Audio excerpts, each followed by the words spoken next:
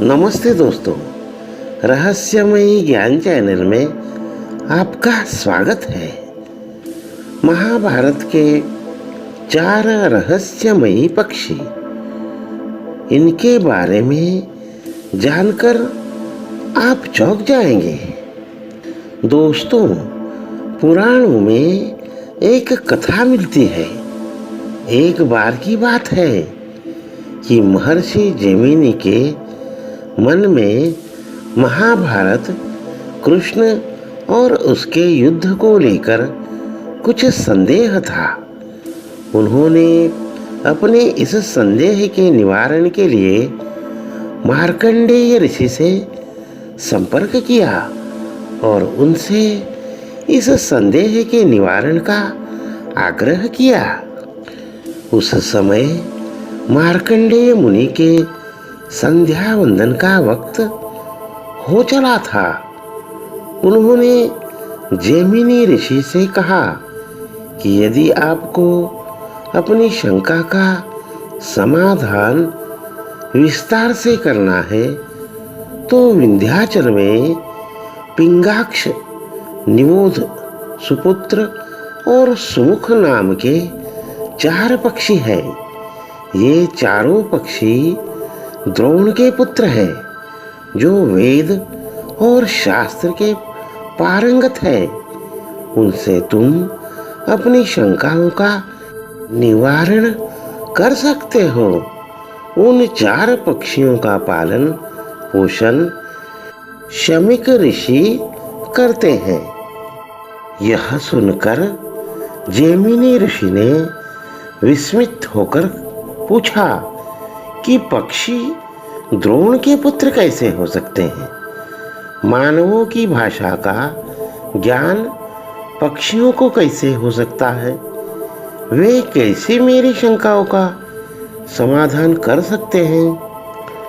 यह सुनकर मार्कंडेय ने कहा कि एक बार की बात है, देवमुनि नारद अमरावती नगर पहुंचे। अमरावती के इंद्र महेंद्र ने देवर्षि नारद का स्वागत सत्कार किया और उनको बिठाकर कहा कि देवमुनि, आपको विदित ही है कि देव सभा में रंभा, उर्वशी, तिलोत्तमा, मेनका, घृतांची, उर्वशी आदि देवगणिकाएं, अप्सराएं और नर्तकियां हैं। आपके विचार से इनमें श्रेष्ठ कौन है? नारद ने उन अप्सराओं को संबंधित कर पूछा कि हे देवगणिकाओं, तुम लोगों में से जो अधिक सुंदर, सरस, सल्लाप आदि विद्याओं में श्रेष्ठ है, वही हमारे समक्ष नृत्य करें। नारद का प्रश्न सुनकर सभी अप्सराएं मौन रही। तब इंद्र ने नारद से कहा कि हे देवर्षि, इन अप्सराओं में से आप ही स्वयं श्रेष्ठ सुंदरी का चयन कर सकते हैं। इस पर नारद ने देव नर्तकियों से कहा कि तुम लोगों में जो नर्तकी दुर्वासा को मोह जाल में बांध सकती है, वही मेरी दृष्टि से श्रेष्ठ है। इस पर नारद के वचन सुनकर सभी देव नर्तकियां फिर से मौन रह गई। लेकिन वपु नामक एक अप्सरा अपने स्थान से उठकर बोली कि मैं मुनि दुर्वासा का तपोभंग कर सकती हूँ। वपु का दृढ़ निश्चय देख महेंद्र ने प्रसन्न होकर कहा कि यदि तुम मुनि दुर्वासा के असाधारण तप को भंग कर दोगी तो मैं तुम्हें मुंह मांगा इनाम दूंगा। मुनि दुर्वासा उस समय हिमाचल प्रदेश में घोर तपस्या कर रहे थे। अप्सरा वपु दुर्वासा मुनि के आश्रम के पास पहुंचकर मधुर संगीत का आलाप करने लगी। संगीत के माधुर्य पर मुग्ध हो मुनि दुर्वासा अपनी तपस्या बंद कर देवकन्या के समीप पहुँचे।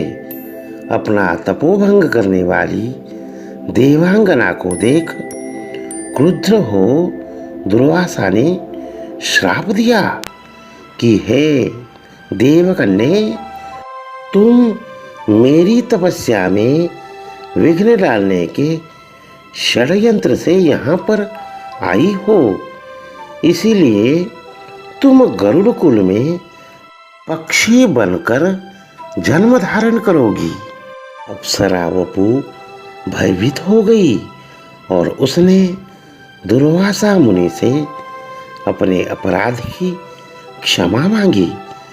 वपु पर दया करके महर्षि दुर्वासा ने कहा कि तुम 16 वर्ष पक्षी रूप में जीवित रहकर 4 पुत्रों को जन्म दोगी। तदनंतर बाण से घायल होकर प्राण त्याग करके पूर्व रूप को प्राप्त करोगी। दुर्वासा मुनि के श्राप के प्रभाव से वपु ने गरुड़ वंशीय कंधर नामक पक्षी की पत्नी मदनिका के गर्भ से केक पक्षिणी के रूप में जन्म लिया। उसका नाम तार्क्षी था। बाद में उसका विवाह मंदपाल के पुत्र से विवाह किया गया। 16 वर्ष की आयु में उसने गर्भ धारण किया। इसी अवस्था में उसके मन में महाभारत का युद्ध देखने की इच्छा जागृत हुई। वह आकाश में उड़ रही थी। उसी समय अर्जुन ने अपनी किसी शत्रु के ऊपर बाण का संधान किया था। दुर्भाग्यवश यह बाण तार्क्षी के पंख को छेदता हुआ निकल गया और वह अपने गर्भस्थ अंडों को गिराकर स्वयं भी मृत्यु को प्राप्त होकर पुनः अपने अप्सरा रूप में आकर देवलोक चली गई। लेकिन उसके अंडे गर्भ विच्छेद के कारण पृथ्वी पर गिर पड़े।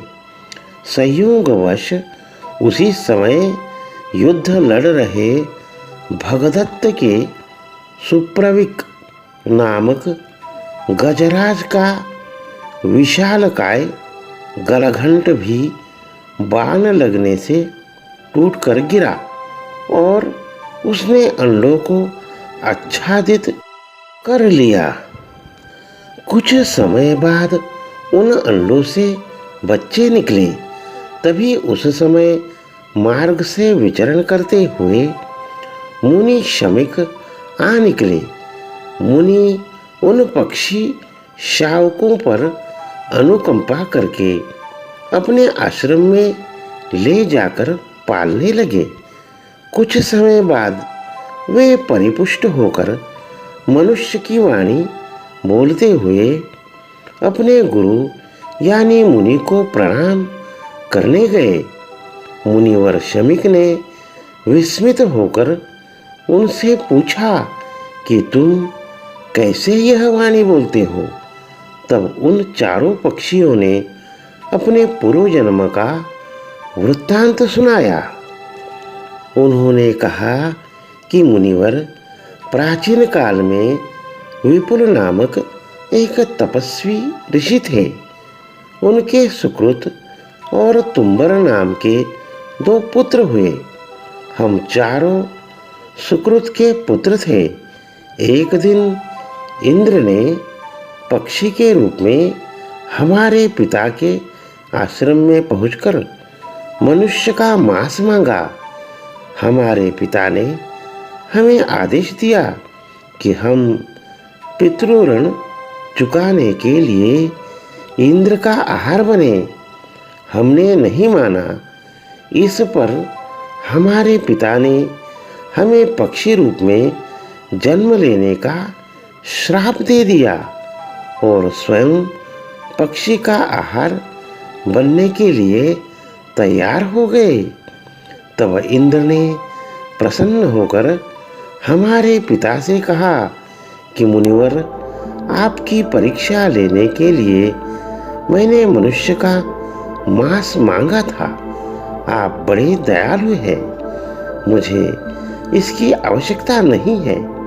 यह कहकर इंद्र अपने लोक चले गए।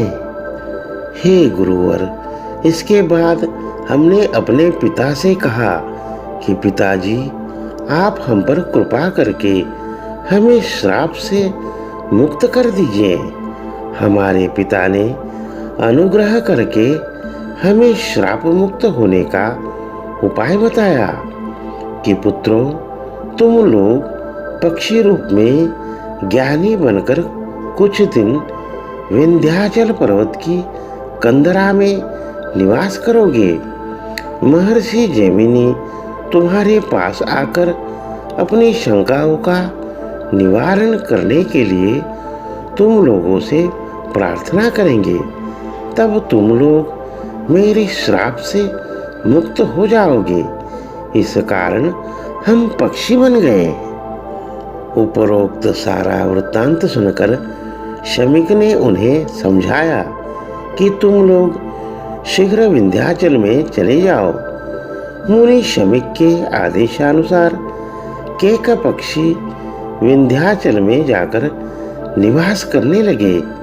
यह कथा सुनकर मार्कंडेय मुनि ने जैमिनी ऋषि से कहा कि इसलिए जैमिनी, तुम विंध्याचल में जाकर उन पक्षियों से अपनी शंका का समाधान कर लो। जैमिनी महर्षि विंध्याचल पहुँचे और उन्होंने वहाँ उच्च स्वर में वेदों का पाठ करते पक्षियों को देखा। यह देखकर उनके आश्चर्य का ठिकाना नहीं रहा। जब जैमिनी ने उन चारों पक्षियों को प्रणाम किया और उनसे अपने 4 प्रश्न उनसे पूछे। ये 4 प्रश्न इस प्रकार थे। 1. इस जगत के कर्ता धर्ता भगवान ने मनुष्य का जन्म क्यों लिया? 2. राजा द्रुपद की पुत्री द्रौपदी 5 पतियों की पत्नी क्यों बनी? 3. श्री कृष्ण के भ्राता बलराम ने किस कारण तीर्थ यात्राएं की? और 4. द्रौपदी के 5 पुत्र उप पांडवों की ऐसी जघन्य मृत्यु क्यों हुई? चारों पक्षियों ने ऋषि जैमिनी की शंका का समाधान करने के लिए एक बहुत ही लंबी कथा सुनाई और जैमिनी ऋषि उसे सुनकर संतुष्ट हो गए। इस तरह चारों पक्षियों को भी पक्षी होने से मुक्ति मिली। दोस्तों, अगर हमारा वीडियो आपको पसंद आया हो तो प्लीज़ सब्सक्राइब करें और लाइक करें। धन्यवाद दोस्तों।